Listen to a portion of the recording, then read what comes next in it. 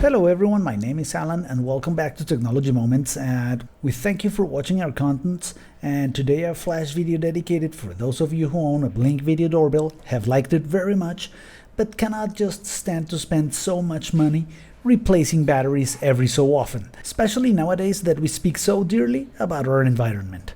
Running out of batteries so often may be due to many external factors: too much activity right in front of your door, too much infrared activity, too many ring button presses, or arguably not having wired your Blink video doorbell. You may have seen our video regarding all those terrific characteristics of these cameras and of course those few aspects that need to be addressed for this really to be the perfect video doorbell. And also all the aspects that the great Blink Mini needs to improve, and maybe the most important is not being able to record 24/7. All that considered, I specifically mentioned that we were gonna see how much batteries were gonna last. It is clearly stated by the manufacturer that if you provide the unit with external DC power, either by having a traditional doorbell chime installed or just by adding a DC power adapter, batteries would actually last much longer. Well, I have to tell you, I did just that, and they only lasted 3 months. To be fair, I have a lot of activity in front of my camera, but hey, it says everywhere that they may last up to 2 years. Well, maybe at an unvisited Porsche. I then decided to make a few experiments of my own, as I realized that this may be a problem that a lot of people may be experiencing right now and contribute a little to save a lot of money collectively speaking. I then went online and bought one of these DC adapters with an input that suits most scenarios, and the output that I just need, 3 volts. Well, slightly higher, 3.3. It is actually close enough to what my batteries are providing the unit. This is the input, this is the output. So yes, you need to provide your video doorbell location with a 110 volt output wiring. Also, it has 1 amp, 3.3 volts rating, which is more than enough.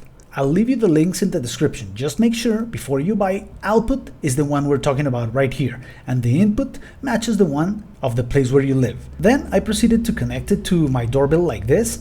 The only important aspect right here is to be very careful with polarity. That means that in this case, this is gonna be the contact where you'll want to connect the positive, and this one for the negative. As in my particular case, I had it very close, so I used the UTP cable for bringing the 24 volt I already had in place and the 3 volt wiring. As it is only 3 volts, it needs to be very close by, no more than a couple meters, I would say.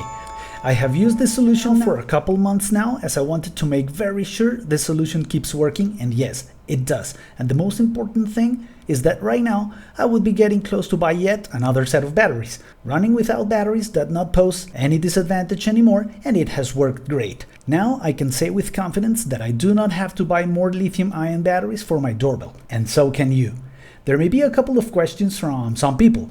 What if there is a power failure? Yes, it wouldn't work, but it wouldn't either with batteries unless your chimes had a UPS, which is exactly the solution I would propose here, and it is exactly what I would suggest to anybody wanting to have fail-safe solutions. Always connect important equipment to a UPS. I would try to find a way to use a bigger one, having the wiring centralized to a specific convergence place at my home. That way you can expect longer runs in batteries of the whole system and more security added to your home. Of course, Wi-Fi and internet access has to also be wired to that UPS. I hope this video comes to be of great help to you, as that is exactly what we intend, to share our experiences with you, so if you buy, you make an informed decision. A plan B for those of you who cannot provide 110 volt to your video doorbell location, but need to have an ever-running video doorbell without having to worry about the batteries, would be a combination of a small solar panel, batteries, and a 3 volt regulator. We'll leave you again the links in the description, and we think we're gonna make a video about that too. Let us know in the comments below. Okay guys, so that was all for today. Thank you very much for watching this video. Remember that you greatly support us by leaving your comments, liking this video, and of course, subscribing to our channel. See you next time.